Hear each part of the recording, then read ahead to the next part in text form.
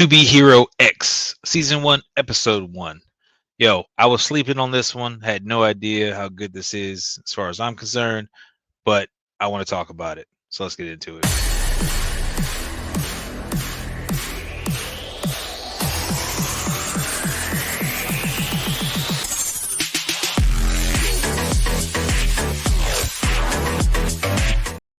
All right, so To Be a Hero X. I like shows about superheroes. Obviously, I'm a big superhero fan.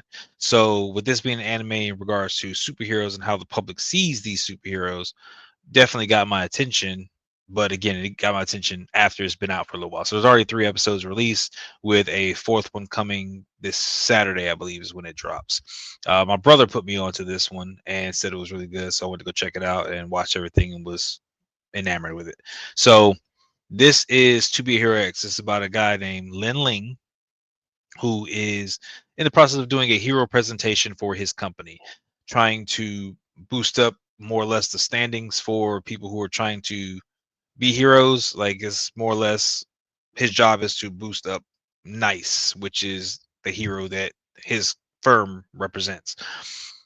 His whole goal was to kind of set up this campaign for what it takes to be a hero and all this stuff, and it's supposed to focus on Nice according to his boss, but the way he did it was To Be a Hero X, because anyone can be the hero, anything is possible. It's your trust in that hero which is what makes it possible for them to do the things they do.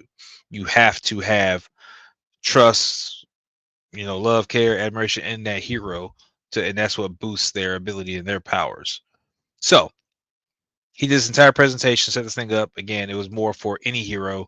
Boss did like that so much, was like, yeah, you can go redo this whole thing. But he had already sent it to the client. Because he already sent it to the client called and was like, hey, we got a presentation. He's like, yeah, that wasn't supposed to be sent. You're fired. Basically, Lin Ling got fired, and he ended up going to the roof with his things. And I wasn't sure if he's going to do something to himself. Hopefully not, was what I was, leaning towards. But basically, he was just out there to clear his mind, figure it out. And again, kept seeing billboards, stuff that he created, talking about how we can help you with this and we can do that. And, this company is here for you. And all that was not true, because he was not where he wanted to be in life. He was upset about it. So he ended up kind of cursing with his pinky to the sky, just kind of turned around cursing that, one day Nice, you'll be old and gray and nobody will like you, or whatever the case would be. He was just upset and venting off some frustration when Nice himself floated down right in front of him and floated down to the ground and started walking towards him. I wasn't sure what was going to happen. And the fact is that Nice just kind of walked up, did some nice little finger guns to him as he walked off the cliff to his death. Yeah, did not see that coming. Had no idea this going on. Like, this wasn't even, we were like 5 minutes in and he took himself out. Don't know why. Don't know what the reason is. Mystery. We got to figure it out, right?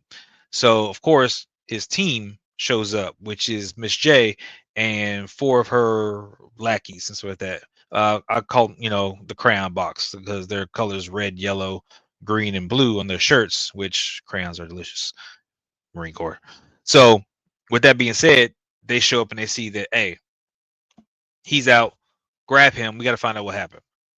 So I end up taking him to an undisclosed location, and they're trying to get the truth out of him on what happened. He tells them the truth straight up, like, this is what he did. He just kind of went and did this, and I was not expecting any of this. So once Jay's on the phone and she's distracted, she's trying to figure out, like, cancel his appointments for the thing. Like, well, yeah, you got to cancel his appointments. He's gone. Like, he walked off a cliff. What else are you going to do? Lin Ling ends up trying to make a run for it, and with precision, she ends up grabbing this paint bucket and throwing it right at his head, and knocking him down while the other guys jump on him. And when she does this, some paint ends up spilling on him. And when she comes and steps over his body, she kind of gets a look at him and she's like, we may be able to work with this. He looks like a dead ringer for Nice. So guess what? He is now the new Nice. And I was like, okay, didn't see this going in that direction. I'm here for it. Let's see what's up. Basically, to go through a more or less little montage of him kind of training and kind of getting ready to have a look, getting his hair dyed, his eye color ends up changing everything, and basically ends up set up that his popularity, his trust, all that stuff is what enables him. So he has to be able to invoke that in people. And because of who he is, it may be easier or more difficult based off of what Nice was. So this is what we got to kind of figure out. Like, how is he going to be able to navigate these waters? But he doesn't have a lot of time because his first appearance is, man, right now, like, I'm about to kick you out the limo. You're going to go see your girlfriend, Moon.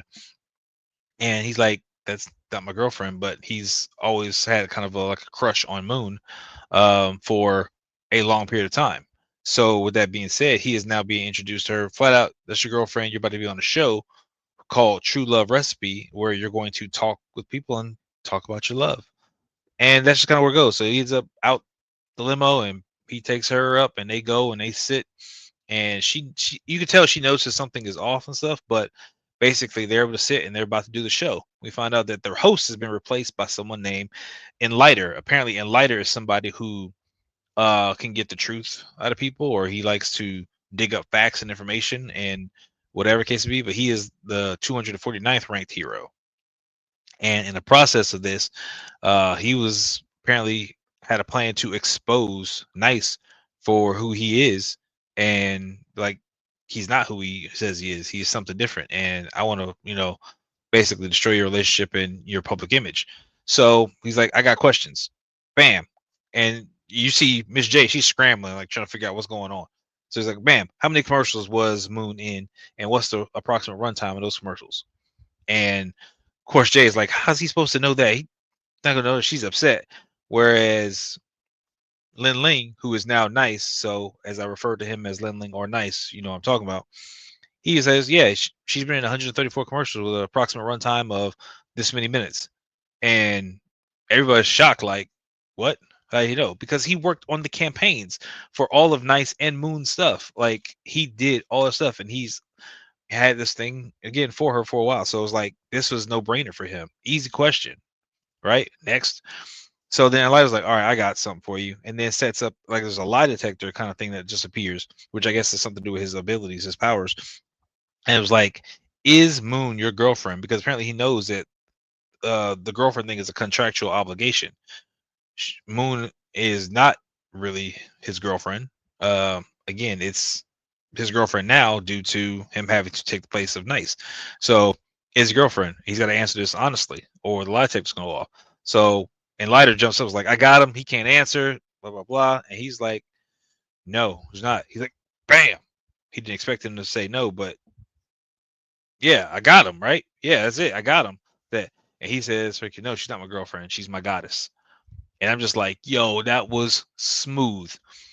And the thing is, the lie detector, said that was truthful because that's how he sees her. She's been bigger than life to him. So with that, it's someone he's idolized and he's wanted to be around. Like, again, it works for him and his character as Lin Ling to, like, this is someone that I've always I was like, you're younger and it's like you see that supermodel or that actress or movie star, you're just like, yo, she's gorgeous. So it's great. So with that, same thing, something that he probably was never going to be able to obtain. So outstanding to see all that. And in the process of this, again, he's right. So Enlighter can't take it. So he's like, he ends up bringing out his old boss.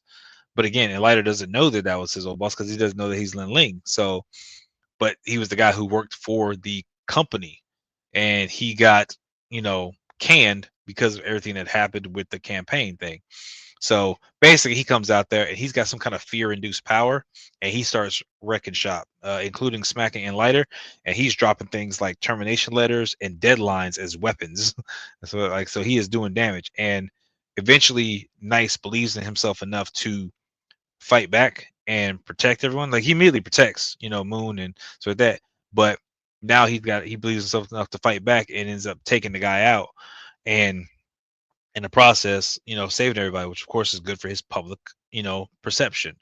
And again, all the other questions that were answered, so that and how he answered them, so that again helped his public perception.